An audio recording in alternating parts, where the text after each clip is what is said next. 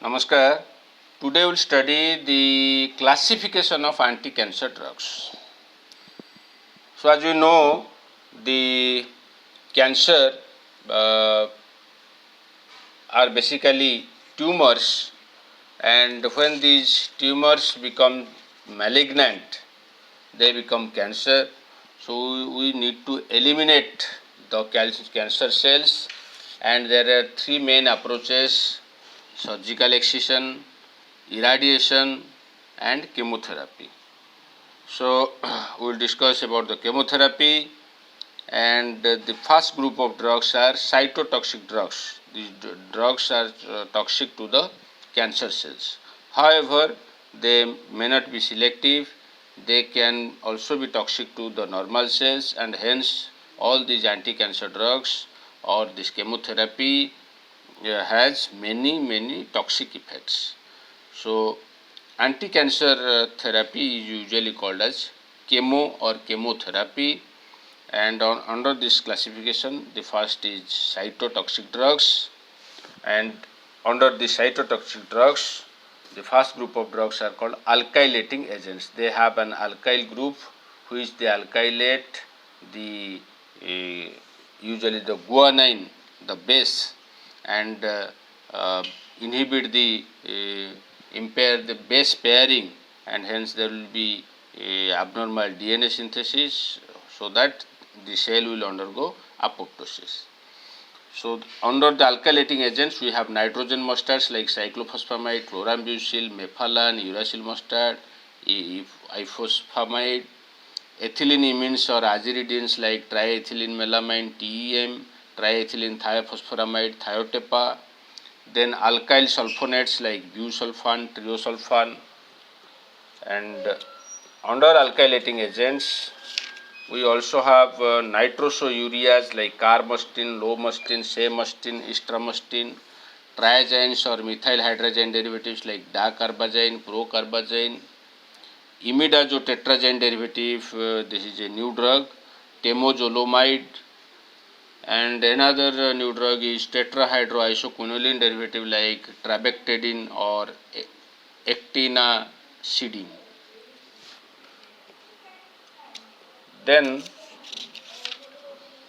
second group of cytotoxic drug, first group of cytotoxic drug is alkylating agent, then second group of cytotoxic drug is anti-metabolite, under which we have folate antagonist like methotrexate, purine antagonist or purine analogues like 6-mercaptopurine, 6-thioguanine, azathioprine, fludarabine, cladirabine, pentostatin. Then pyrimidine antagonist or pyrimidine analogues like 5-fluorouracil, cytarabine, azacitidine, gemcitabine, tomudex, etc. Then the third group of cytotoxic drug is the antibiotics, which includes actinomycin D or dactinomycin, daunorubicin or daunomycin or rubidomycin, doxorubicin or adriamycin, epirubicin, idarubicin, bleomycin, mitomycin C, mithramycin or plicamycin, mitoxantrone or mitoxantrone, amsacrin. All these are anti-cancer antibiotics. Then we will have the fourth group of cytotoxic drugs. They are all natural compounds derived from plants, plant derivatives, and they include vinca alkaloids like vincristin, vinblastine, vindestin, vinorelbin, epipodophylotoxins like etoposide, tenuposide, taxanes like paclitaxel, docetaxel, camphothecin analogues like irinotecan, rubitecan, topotecan, and a few other plant derivatives like rohitucin, harringtonin, acronicin, thalicarpine. So all these are plant derivatives coming under cytotoxic. Then the fifth group of cytotoxic drugs are platinum compounds, the first type of metal-based anti-cancer drugs: cisplatin, carboplatin, oxaliplatin, satraplatin, nedaplatin. Then the new cytotoxic drugs which are poly-ADP ribose polymerase PARP inhibitors like olaparib. So these 6 group of drugs are coming under cytotoxic drugs. Then the second group of anti-cancer drugs are the drugs altering the hormonal milieu. So we can have either hormones or hormone antagonists depending on the etiology of the cancer. If there is excess hormonal activity, then we can use the hormone antagonist, or we can use the hormones to antagonize the actions of certain hormones which cause cancer.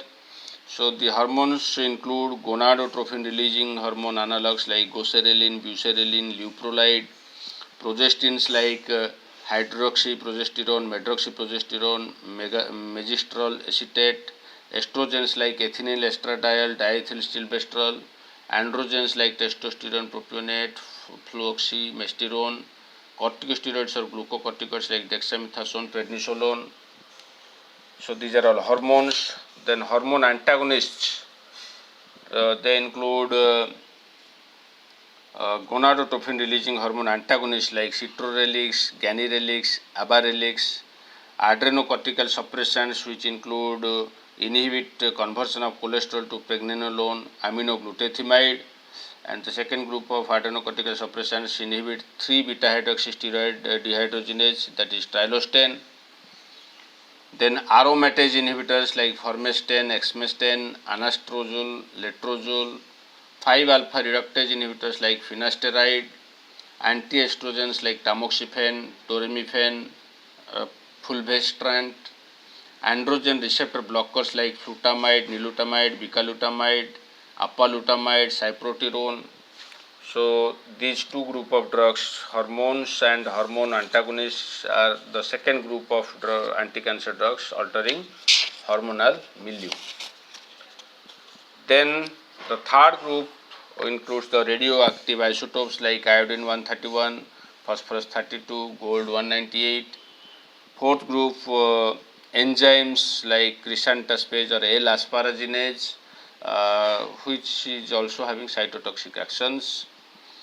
Then the fifth group of drugs are monoclonal antibodies, which include rituximab, trastuzumab, ipraturumab, alemtuzumab, bevacizumab, pertuzumab, gemtuzumab, cetuximab, panitumumab, teprotumumab, edrecolumab, and there are certain monoclonal antibodies which are radioisotope based. For example, tostitumumab, which is linked with iodine 131, and another one is ibritumumab.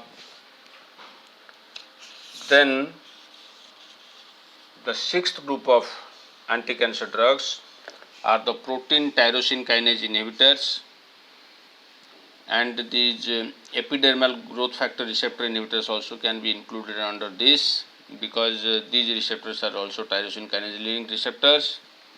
So protein tyrosine kinase inhibitors like imatinib, dasatinib, nilotinib, lapatinib, seritinib. Epidermal growth factor receptor inhibitors like sorafenib, sunitinib, crizotinib, nazartinib, eriotinib, gefitinib, osimetinib. Proteasome inhibitors like bortezomib. So these are all the anti-cancer drugs, and this is about the classification of anti-cancer drugs. Thank you.